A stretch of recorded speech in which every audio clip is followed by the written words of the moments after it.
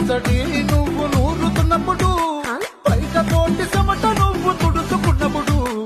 దండాన నీ సొక్క ఆరేస్తున్నప్పుడు నీ ఒంటి వాసనతకు గుర్తొచ్చినప్పుడు